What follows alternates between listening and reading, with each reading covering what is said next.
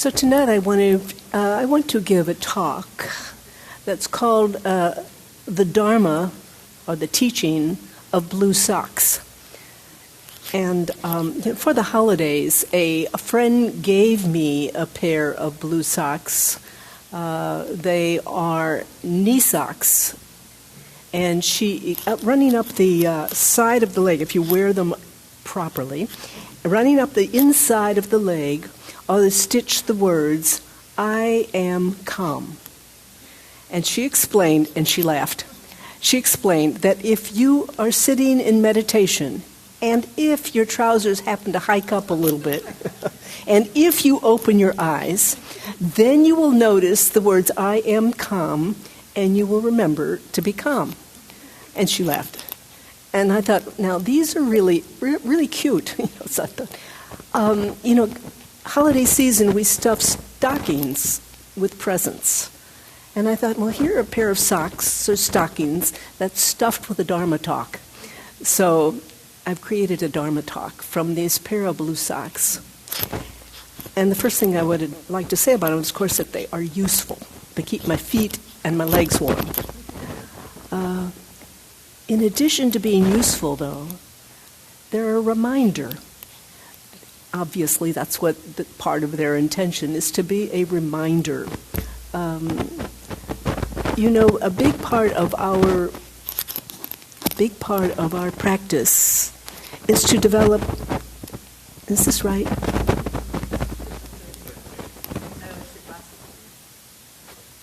Okay. What's your glasses, Jane?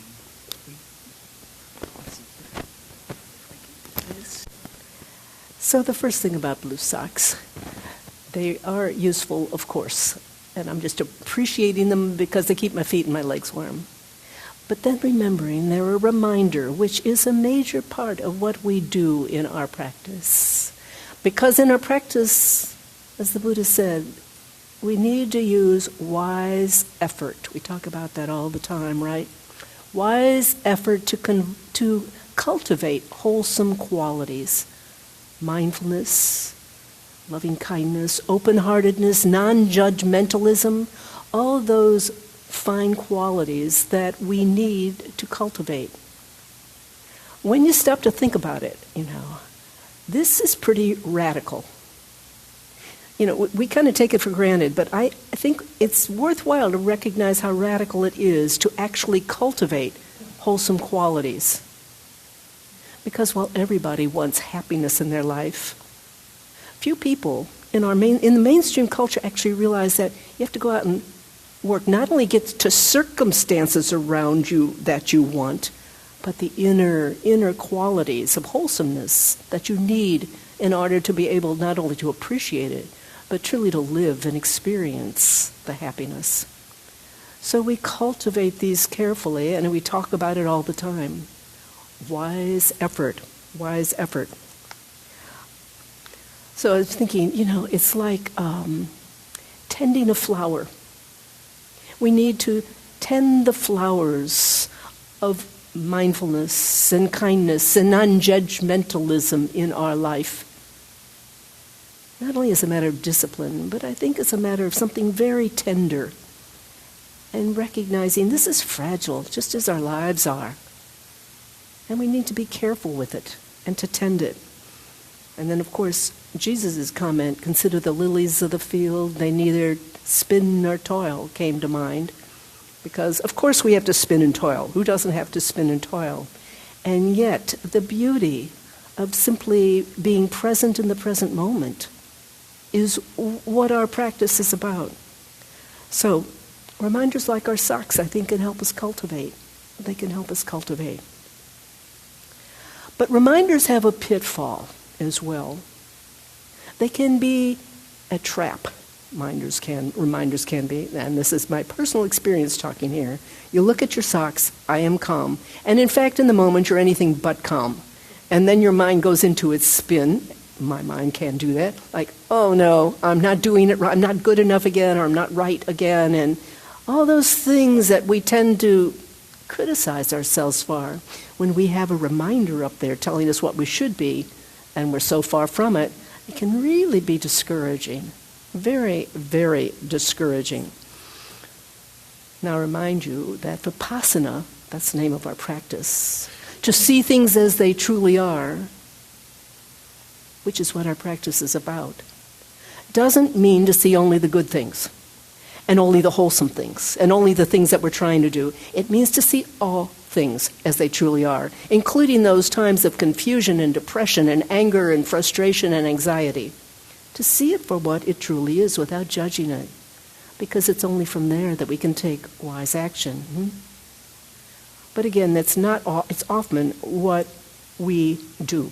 Often we get the shoulds in mind. I shouldn't be distressed. I shouldn't be angry. I shouldn't be confused. I shouldn't be anxious. And I think shoulds are dangerous. For kids, they're fine. Kids need to grow up and know the basic shoulds of how to get along in society and in life. Yes. But as adults, we come to a place where shoulds and rigidly holding to them, I should do this and I should be able to do that and should be able to do that, is dangerous. In fact, it struck me like cigarette cartons packages have, the cigarettes may be dangerous to your health. I think shoulds may be dangerous to your health. When we hold on to them rigidly, it's dangerous. They're not helpful. So reminders are good to the extent that we can hold to them wisely. And the moment we can't, we've got ourselves in a trap. And that too. In our mindfulness practice, we're asked to notice, wait a minute, I'm not in a wholesome place. What's going on here? Not to criticize, but just to notice. Just to notice. And I think one of the biggest shoulds that many of us face is that should of perfection. I should be perfect. I should do that. And we hold to it so rigidly, it's an impossible standard. Nobody is ever perfect. So just remembering shoulding, dangerous to your health. So my question would be maybe to take a moment and ask you to recognize areas of your shoulds. Where do you hold standards rigidly? I'm not saying not have standards, but that rigid adherence to a standard, it's got to be, that only takes you into trouble, into unwholesome states.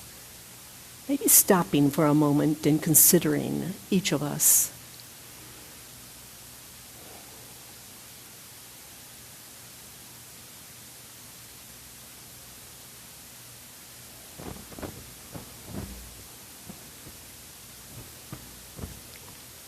I suspect there's no one here who has absolutely not one should that they've experienced. I think we've all got something that we hold rigidly or criticize ourselves for, rather as a pattern. And now going back to the blue socks and to the shoulding. There is something beyond that these socks, I think, can show us. Something that's not so easy to notice as the reminders and the pitfalls of reminders. I think the reminder, I am calm, highlights what the habitual limited focus of our attention is. As I said, this gets more subtle, and I'd like to explore it a little bit tonight. We usually pay attention to whatever is going on in the moment, and that's important. If you're about to be run over by a truck, you're not likely to be paying too much attention to the fact that you're angry at your boss, right? Or if you've just had an argument with your best friend, you're not probably going to be thinking that the bathtub needs cleaning or something like that. We focus on what's there, right there in front of us. And then I think we can say that usually the object of our attention is on an object, a person, a thing, an emotion, an attitude, even something abstract.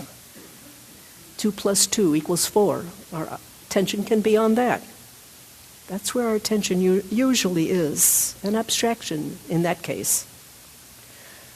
So, what I'd like to ask us to do right now is this little exercise.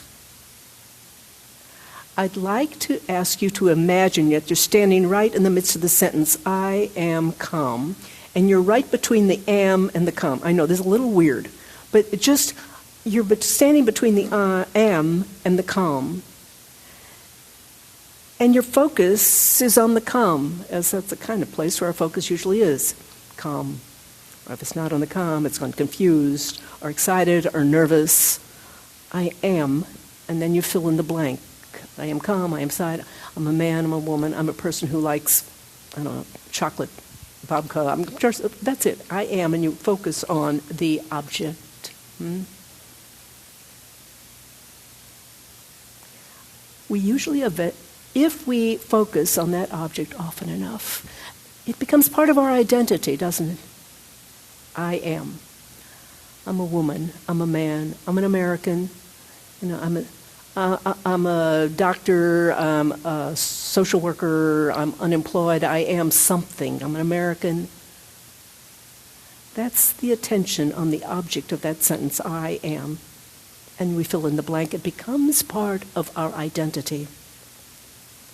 Now I'm going to ask you to do a second little exercise, and that is turning around in the other direction in that sentence, I am calm. And instead, or maybe you'll think of, you're wearing these socks that say I am calm, and they're hiked up only a little bit, and all you see is the I. Allowing and focusing your attention on the I. Stepping back a little bit from your role to the I that is enacting that role. What is this I? Who is this I that is enacting this role? Lots of people never ask. They go through life and really don't ask it. They just take for granted all of a accumulation of our roles and our histories, and that's the I. That's the me. If you're involved, as all of us are, if you wouldn't be in this room if you weren't, in this investigation of the Dharma, the teaching, if you want to call it that, or just call it a spiritual investigation, if you are, then sooner or later you're going to bump into this question, well, what is this I? What is it? The American teacher, Adyashanti, tells a story. And the story is about a woman who was dying. She was in hospice.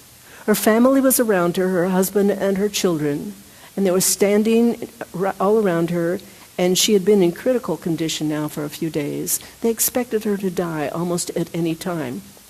And that night, when they all retired, went to sleep, they weren't sure she was even going to be alive the next morning. But lo and behold, they woke up the next morning, and they found her out in the living room vacuuming the floor. They were stunned. Vacuuming the floor. How could this possibly be? And this is a true story, by the way. How could this possibly be? So they asked her, what's going on? Just stunned. And she said she wasn't ready to die yet because she didn't know who she was. This story, she spoke to a friend of hers who happened to be someone who had Adyashanti as a teacher. And this woman said, you've got to come with me. I'll take you over to this teacher. She did. She took her over to the teacher, and Adyashanti told her. She told what was going on, and he said, well, you better get started here, shouldn't you, with this search? And she said yes. And the short and the long of it was that she came to him for about 3 weeks and talked with him intensively during that time, but also came to the meetings of his group. And at the end of the 3 weeks, she said she knew. She found out who she was. She said she was ready to die now. And within a day and a half, she did. She died. Now, I don't know precisely what she found out. I didn't talk with her. But I do know that she found out that she was not what she usually thought she was. That wasn't all that she was. She discovered this. She discovered that she wasn't all that she thought she was. And this is the question that we each need to ask ourselves.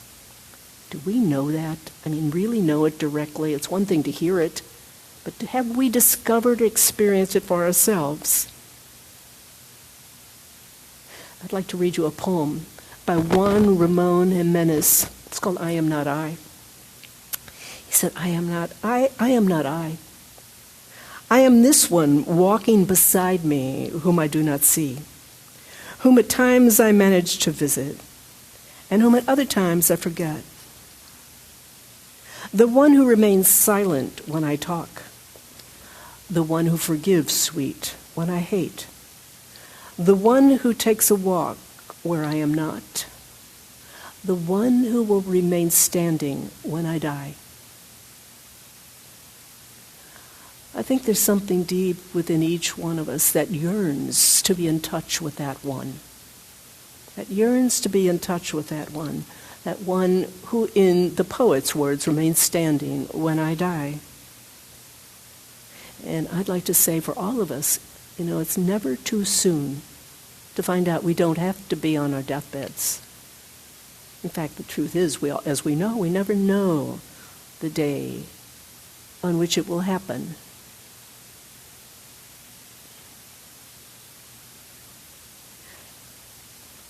The one who remains standing when I die implies, in fact, that we are asleep, not fully awake to our lives.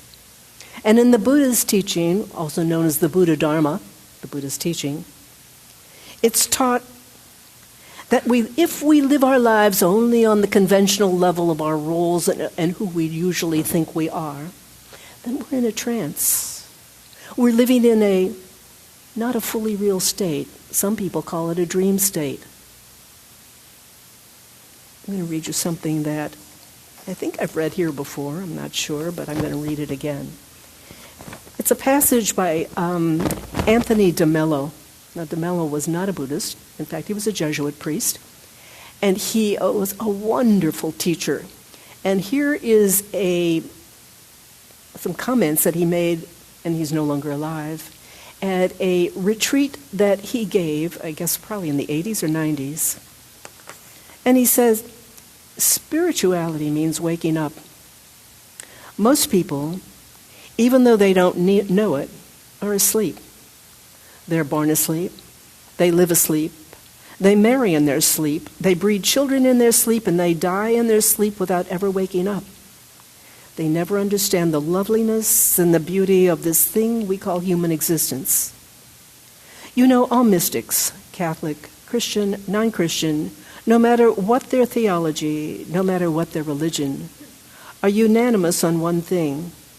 All is well, all is well. Though everything is a mess, all is well. Strange paradox, to be sure. But tragically, most people never get to see that all is well because they are asleep. They're having a nightmare.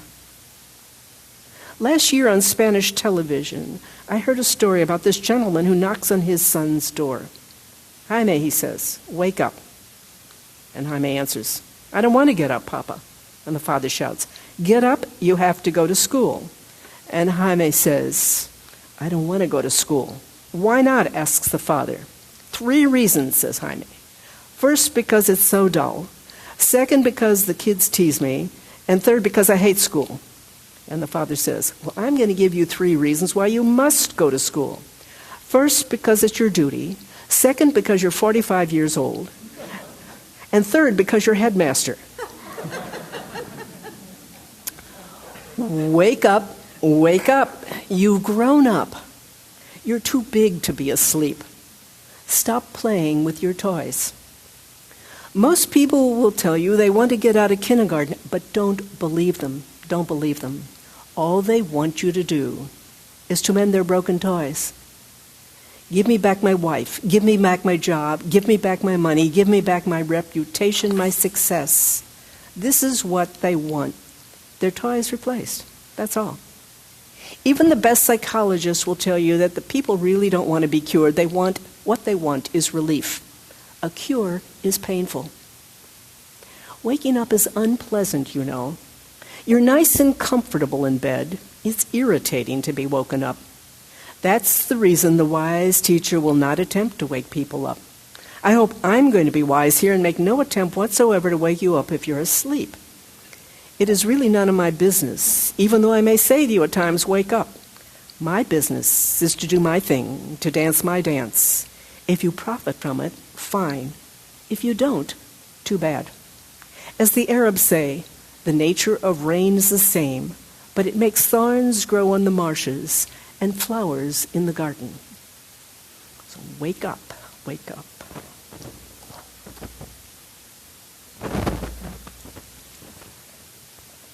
So we might ask, what is it that wakes up? What wakes up? It's easy to think that waking up, and it might be our first kind of thought, means getting in touch with their soul. But in fact, the Buddha says, that's not it. He says, why? Because there is no such thing as a soul. In fact, there's no such thing as a self. There's no one there. That's how the Buddha describes it. He says, the concept of a soul is just a concept, an idea. And certainly it's something we have heard in this culture for thousands of years, of course, a soul. It's lodged deeply, I think, somewhere within, we won't say where, but somewhere within we've got that idea, there's a soul. But that's not how the Buddha teaches it. He said concepts are not the same as realities. Some concepts like to think they're pointing to reality, and sometimes they may. Sometimes they're way, way off, like the concept the world is flat. Remember, we've all heard about that one historically. In the Middle Ages, theologians debated how many angels could fit on the head of a pin. Another one. Those are so obviously weird, off-base concepts. But you know, there are untold multitudes of concepts, many of which we believe, that still are just concepts and not reality. And what our practice is about getting in touch with reality. We may not like what we hear, but that's what it's about. Reality, reality. So the Buddha says, wake up to the fact, and when you do, you're going to realize there's no soul and no self. There are bodies, yes. There are feelings, that's true. Perceptions, thoughts, but they don't join, define, to cohere in a separate self, like we typically think. And of course, as we all, I think, all know now, quantum physics supports that. When you get down on the molecular level, it's all just potential.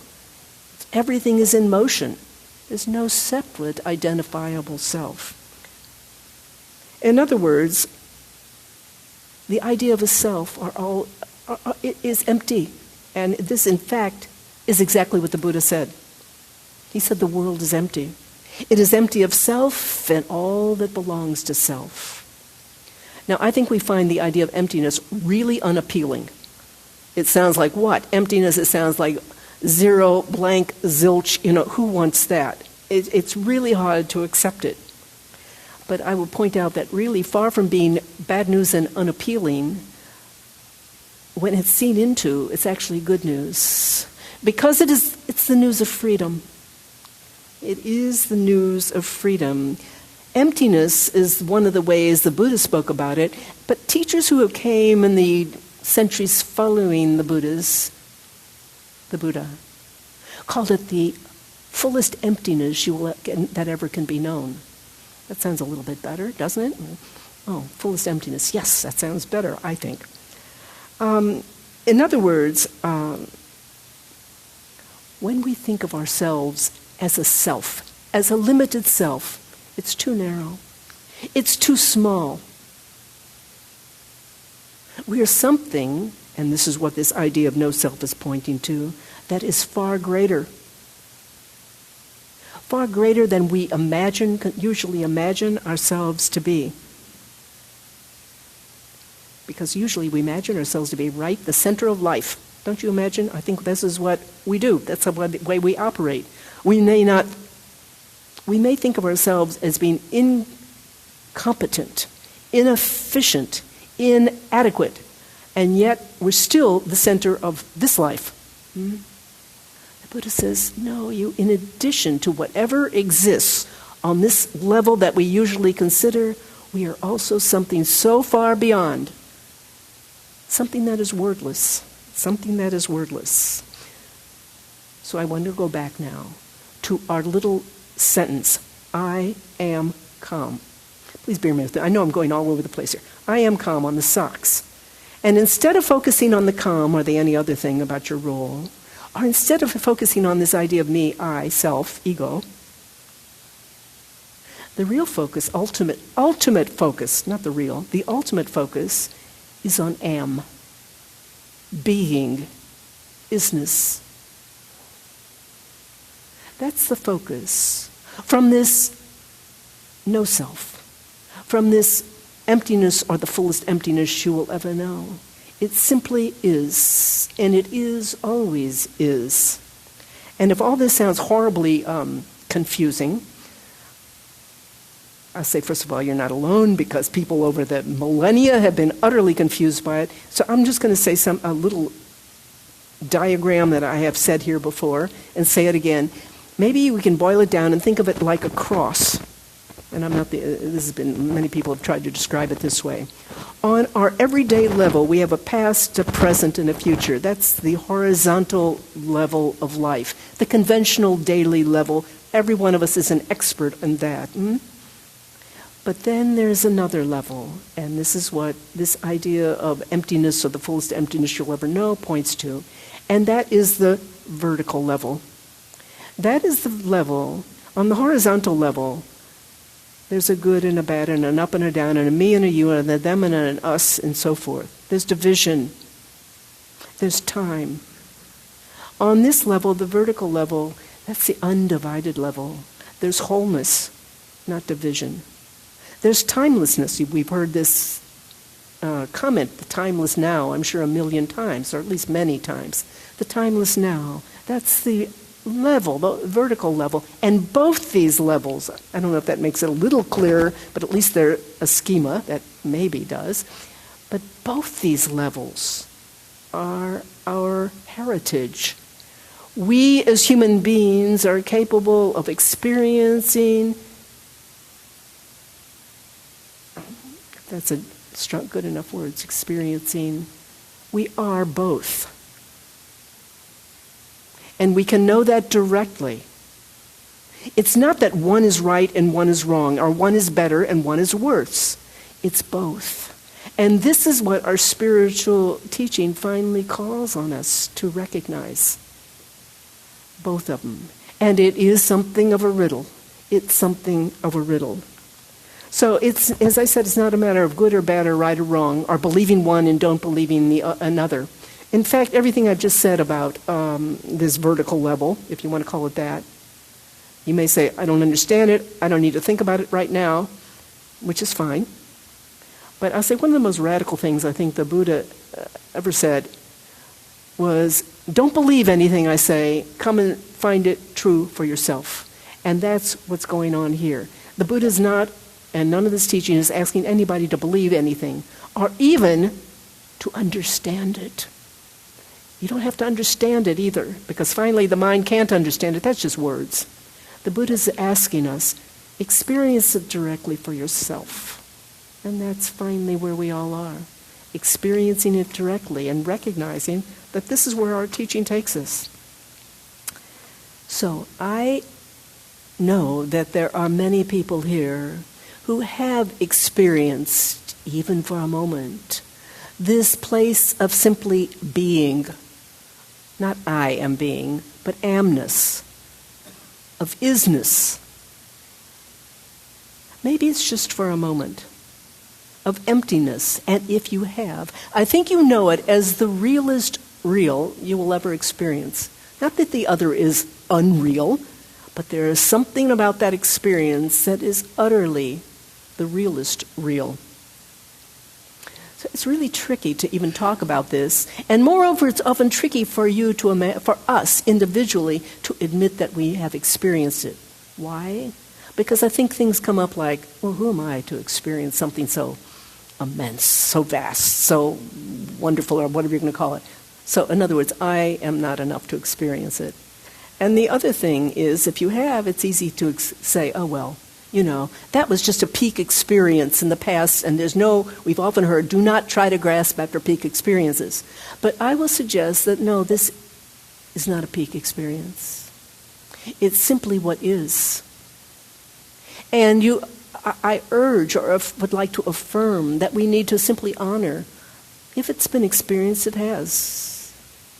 And there is nothing special about experiencing it. Why? Because it always is. It's there. It's there to be experienced. It never is not there. So if you have experienced it, I urge you to acknowledge and honor it. And during your days, and it need only take a second, simply rest in it. Find the pathway back. It's not very difficult. It's right here. It's the closest thing to you, as the Tibetans say. It's so close that you don't notice it most of the time. It's right here. Find the way back during the day. Keep going back. I don't mean don't live your life. Of course you need to do everything you're doing, but go back. Touch in frequently during the day. And if you feel you haven't experienced it ever, no problem. Keep practicing. Keep practicing with the honesty and the power of our vipassana, our mindfulness meditation, being present to what really is. And the suggestion is, sooner or later, you're going to stumble right into it, because it's there. It is what is. So, I thank you for listening.